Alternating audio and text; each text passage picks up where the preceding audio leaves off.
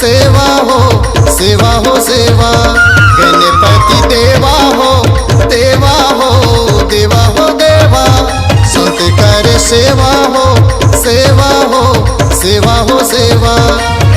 तू हर माता है पार्वती, तू हर माता है पार्वती, औ पिता महादेवा हो। गणपति देवा हो देवा हो देवा हो देवा। संत करे सेवा हो सेवा हो सेवा हो सेवा। गणपति देवा हो देवा हो देवा हो देवा।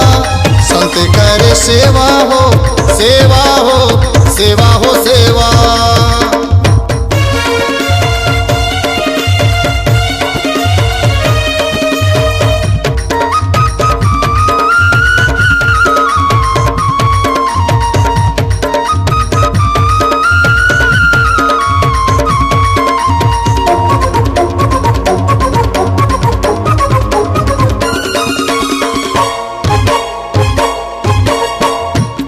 दंत दयावंत चार भुजधारी, माथे तिलक सोहे मूस की सवारी।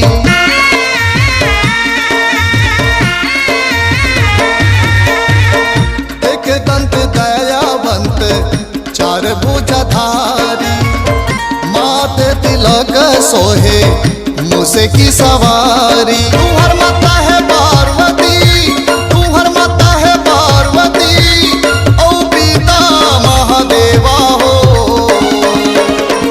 गणपति देवा हो देवा हो देवा हो देवा। संत करे सेवा हो सेवा हो सेवा हो सेवा।